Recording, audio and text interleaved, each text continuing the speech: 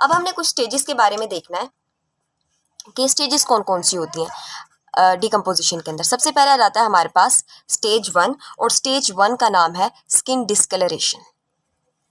वही पीछे वाली बात को आगे कंटिन्यू करते हैं कि स्किन डिस्कलरेशन तो हो रही है, बट कैसे होगी, कहाँ से स्टार्ट होगी, किस तरह प्रोलॉन्ग करेगी। अब सबसे पहली बात जो है ना वो कह रहा है कि हमारी बॉडी के अंदर राइट साइड पर डिस्कलरेशन हमारे पास सबसे पहले हो रही है राइट साइड से। अब देखेंगे कि ये कैसे हो रही है और कौन से कलर की डिस्कलरेशन हो रही है। अब सबसे पहले जो डिस्कलरेशन होती है वो हमारे पास डार्क ब्राउन इन कलर होती है, और बाद में ये कन्वर्ट हो जाती है ग्रीन इन कलर। ठीक है, अब कोई तो रीज़न होगा कि डार्क ब्राउन हो रही है या ग्रीन हो रही है। डार्क ब्राउन होती है हमारे पास H2S की फॉर्मेशन की वजह से। ये इंपॉर्टेंट तरीन MCQ है, ये हमारे प्रॉफ में भी आया था। गैसेस के नेम याद रखने हैं और उनकी वजह से जो डिस्कलरेशन हो रही है वो भी याद रखना है। और स्टेज कौन सी है, स्किन डिस्कलरेशन स्टेज है, स्टेज 1। ठीक है, और जो ग्रीन इन कलर हो रहा होता है वो हमारे पास सेल्फ मिथाइमोग्लोबिन, जैसे भी आप इसको पढ़ें, मिथाइमोग्लोबिन। अब क्या हुआ कि ये राइट साइड से हमारे पास स्टार्ट होती है, मैं यहाँ पे लिख भी देती हूँ फिर ड्रा करती हूँ, और ये आगे बॉडी के अंदर कैसे फैलेगी। सबसे पहले right side of the body से स्टार्ट हुई है। अब इसने क्या करना है, इसने एक्सटेंड करना है बॉडी के डिफरेंट पार्ट्स के अंदर। एक्सटेंड करते हुए ये जाएगी सबसे पहले फ्रंट ऑफ चेस्ट पर, देन हमारी रूट ऑफ नेक, तरतीब से जा रहे हैं। फिर दोनों शोल्डर्स की तरफ चली जाएगी, बोथ शोल्डर्स। और अब क्या हुआ, यहाँ तक जाते जाते ये जो ग्रीन कलर था हमारे पास, ग्रीन कलर क्योंकि काफ़ी देर भी हो चुकी है, वो चेंज हो जाएगा ब्लैकिश ब्राउन कलर के अंदर। तो फाइनल स्टेनिंग जो आती है वो हमारे पास ब्लैक कलर की दिखती होती है ज़्यादा, बट वो बुक में स्पेसिफाइड कर दिया है ब्लैकिश ब्राउन कलर। ठीक है, ये हो गया। ये स्टेज हमारे पास स्किन डिस्कलरेशन स्टेज है। राइट साइड से स्टार्ट हुई, फ्रंट ऑफ चेस्ट के ऊपर गई, देन रूट ऑफ नेक के ऊपर गई, एंड देन बोथ शोल्डर्स के ऊपर चली गई। ठीक है, दिस इज द स्टेज 1।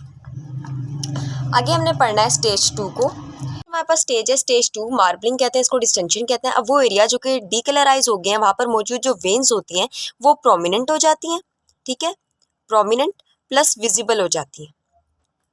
किस वजह से, गैसेस जो थी जो कि डिकम्पोजिशन की वजह से बनती हैं वो वहाँ पर अक्यूमुलेट होना स्टार्ट हो जाती हैं, तो जिसकी वजह से वो वेन्स जो है ना हमारे पास प्रोमिनेंट हो जाती हैं। ठीक है, अब एक बात लिखी हुई है साथ में कि अगर हम इसी बॉडी को जो कि मार्बलिंग स्टेज पर है इसको अंडर वाटर रखें, ठीक है, अंडर वाटर हमने रखा और फिर जो है ना वेन पर इंसियन दिया, वेन इज इंसाइज्ड, वेन पर इंसियन दिया है, तो क्या होगा कि गैस बबल्स रिलीज होंगी जो कि इस बात की कंफर्मेशन होगी कि मार्बलिंग स्टेज चल रही है। तीसरी हमारे पास स्टेज होती है स्टेज 3, इसका नाम है स्किन स्लिपेज स्टेज या स्किन स्लिप स्टेज। तो इसमें क्या हुआ कि गैसेस जो बॉडी के अंदर बन चुकी थी वो प्रेशर क्रिएट करती हैं, जिसकी वजह से ब्लिस्टर्स बनते हैं और ब्लॉटिंग होती है। अब ब्लिस्टर्स वाली बात को कंटिन्यू करते हैं। हमने कहा कि ये जो ब्लिस्टर्स बने थे ना, ये बेसिकली बने हैं हमारे पास स्किन की 2 लेयर्स के दरमियान। एक हमारे पास है एपिडर्मिस है और नीचे वाली हमारे पास कौन सी लेयर होती है, डर्मिस लेयर होती है। इनके दरमियान ये ब्लिस्टर्स बन चुके हैं। अब क्या हो रहा है, ये जो ब्लिस्टर्स है ना, इनकी वजह से जो एपिडर्मिस थी इसकी जो एक टाइटनिंग होती है स्किन के ऊपर वो लूज़ हो गई है, तो एपिडर्मिस हमारे पास लूज़ हो जाती है। लूज़ होने की वजह से क्या होता है कि ये ना हमारे पास स्लिप हो जाती है, और इस एपिडर्मिस के स्लिप होने को हम कहते हैं इस एपिडर्मिस के स्लिप होने को हम कहते हैं स्किन स्लिपेज स्टेज या स्किन स्लिप स्टेज। ठीक है, अब यही वाली बात जो मैंने बताई कि ब्लिस्टर्स क्या होते हैं एक नज़र देखते जाते हैं क्योंकि बुक में मेंशन है। ब्लिस्टर्स जो है ना, पहली बात तो इनके बहुत वेरियस साइजेस के हो सकते हैं, वेरी इन साइज, बड़े भी हो सकते हैं, छोटे भी हो सकते हैं, यू नेवर नो। दूसरी बात ये कि 2 to 4 इंचेस रेंज उन्होंने हमें स्पेसिफाइड कर दिया है नारे में। ठीक है, और आखिरी बात ये कि ये हमारे पास फिल्ड होते हैं ब्लड्स के साथ, और वो ब्लड जो होता है ना वो स्टेन्ड हुआ है साथ में, blood stained with the watery fluid.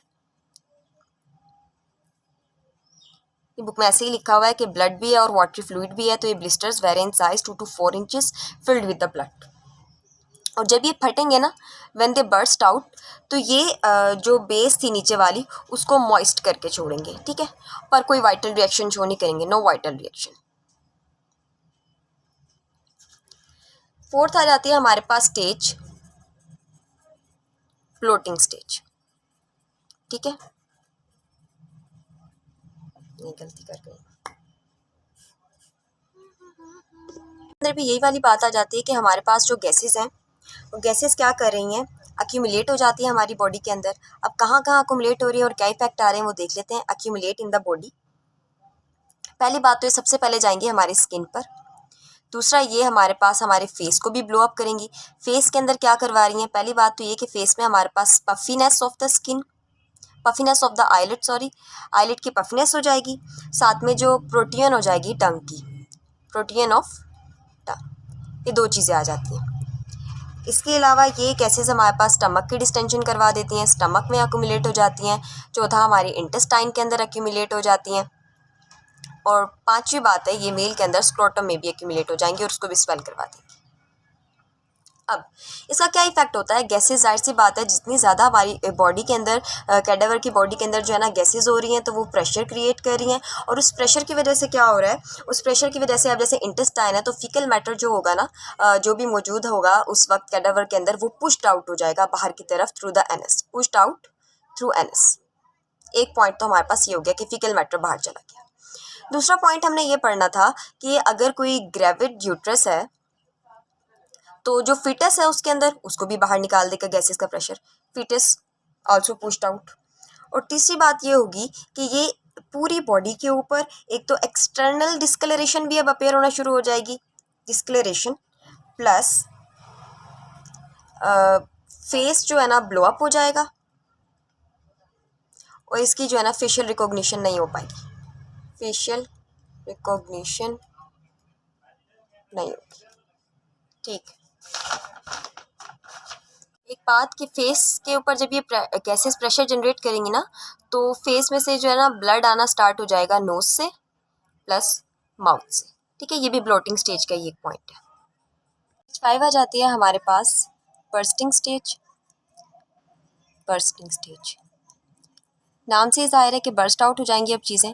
क्या बर्स्ट आउट हो रहा है, सबसे पहले हमने पढ़ा था कि एब्डोमिन जो था हमारे पास वो डिस्टेंड हो चुका था, तो हम इसको लिखेंगे डिस्टेंडेड एब्डोमिन। डिस्टेंडेड एब्डोमिन हमारे पास बर्स्ट आउट हो जाएगा, जिसकी वजह से जो कंटेंट था कैविटी के अंदर, content move out of the cavity.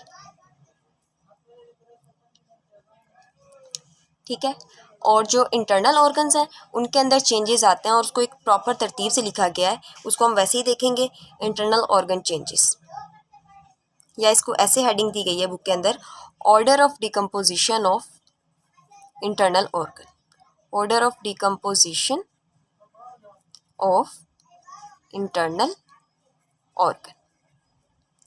कुछ जल्दी से डिकम्पोज हो जाएंगे अर्ली, एंड देन कुछ हो जाएंगे हमारे पास लेट। ये तरतीब से याद रखना है, एनआरए की टेबल है ये, वेरी इंपॉर्टेंट। ठीक है, लैरिंक्स प्लस ट्रैकिया सबसे पहले हो रहा है। ठीक है, देन कोस्टल कार्टिलेजेस, इंटेस्टाइन, पहले लार्ज एंड देन स्मॉल, फिर आ जाएगा हमारे पास omentum plus mesentery, liver, spleen, then brain. अच्छा, ब्रेन के बारे में इस तरह से भी लिखा हुआ है कि ब्रेन लिक्विफाई फर्स्ट, थ्योरी में लिक्विफाई फर्स्ट। लास्ट आ जाते हैं हमारे पास लेट चेंजेस। लेट कौन सी चीज़ें ख़त्म होती हैं, लंग्स होंगे, हार्ट होगा, किडनी होगी, ब्लैडर होगा प्लस गॉल ब्लैडर, ये यूरिनरी ब्लैडर है, प्लस गॉल ब्लैडर आ जाएगा, testis, prostates and non gravid uterus. Gravid uterus तो फॉरन से हमने पीछे पढ़ा है कि वो मूव आउट कर जाता है बॉडी से बाहर, बट नॉन ग्रेविड यूट्रस जो है ना लेट डिकम्पोज होता है। ठीक हो गया। अब हमने एक फिनोमिना देखना है डिकम्पोजिशन का ही, पिंक टीथ फिनोमिना। ठीक है, ये बहुत इंपॉर्टेंट है, पिंक टीथ फिनोमिना, ये पारिक से लिया गया है और ये पूछा भी जाता है। पिंक टीथ फिनोमिना के अंदर क्या होता है, जो भी हमारे पास प्यूट्रीफाइड बॉडीज होती हैं या डिकम्पोज जो हमारे पास बॉडीज होती हैं, उनके अंदर विदिन 1 to 2 वीक्स जो टीथ होते हैं ना, उनकी गम लाइंस पर पिंक अपीयरेंस आ जाती है। ठीक है, गम लाइंस पिंक होना स्टार्ट हो जाती है। क्यों होती है ये भी देख लेते हैं। बेसिकली जो ब्लड था डेंटल ट्यूब्यूल्स के अंदर, उसकी हीमोलाइसिस हो जाती है, तो haemolysis of the dental tubules. Putrefied bodies 1 to 2 weeks के बाद क्या होता है, उनकी टीथ की गम लाइंस पर पिंक अपीयरेंस आना स्टार्ट हो जाती है, या इसको पिंक गम लाइंस भी कह सकते हैं। किस वजह से ये हीमोलाइसिस हो गया हमारे पास डेंटल ट्यूब्यूल्स की, इसको हम पिंक टीथ फिनोमेना कहते हैं। ये पास्ट पेपर का भी क्वेश्चन है, इसकी डेफिनेशन पूछी जा सकती है, ठीक है। इसके अलावा किस किस डेथ के केसेस के अंदर ये प्रोमोट होता है, यानी कि ज़्यादा विजिबल और प्रोमिनेंट किस केस के अंदर होगा, ये उन डेथ के केसेस के अंदर होगा जो कि पर्सन ड्राउनिंग के बाद डेथ हुई है, ड्राउनिंग के केसेस के अंदर हो सकता है, और दूसरा हमारे पास सिफेलिक कंजेशन के केस के अंदर हो सकता है, ठीक है। ये बात ज़रूर याद रखनी है। अच्छा, डिकम्पोजिशन का टॉपिक ख़त्म होने लगा है। बस एक आखिरी पॉइंट ये है कि टाइम ऑफ अपीयरेंस क्या होता है डिकम्पोजिशन का। कोई पर्टिकुलर टाइम है, कोई हम टाइम की रेंज या लिमिट बता सकते हैं? नहीं, हम नहीं बता सकते, क्योंकि ये कंडीशन के ऊपर डिपेंड करता है। ये वेरिएबल होता है डिफरेंट पर्सन के अंदर, और डिफरेंट सिचुएशंस या कंडीशंस के ऊपर डिपेंड करता है, कंडीशन डिपेंडेंट होता है, ठीक है। कंडीशन डिपेंडेंट होता है। इसके अलावा हमारे पास जो है ना बॉडी की अपनी फ़िज़िकल डेवलपमेंट क्या थी, उसके ऊपर भी डिपेंड करेगा। Physical development of the body, physical development of the body, और साथ में इन्वायरमेंटल फैक्टर्स के ऊपर भी डिपेंड करता है, जो कि हमने पीछे भी पढ़े। इन्वायरमेंटल फैक्टर्स के अंदर क्या क्या आ जाता है कि टेम्परेचर कितना है, यदि बॉडी जो जल्दी टेम्परेचर के ऊपर आ जाती है, हाई टेम्परेचर पर ज़्यादा जल्दी डिकम्पोज करेगी। इसके अलावा टेम्परेचर के अलावा एयर हो सकती है, जो बॉडी एयर के अंदर मौजूद है वो जल्दी डिकम्पोज करेगी as compare to the water या फिर सॉइल के अंदर होगी, ठीक है। और तीसरा इंपॉर्टेंट बात कि water content of the body, body के अंदर कितना वाटर कंटेंट है वो एसेंशियल होता है। और लास्ट में आ जाएगा कि बस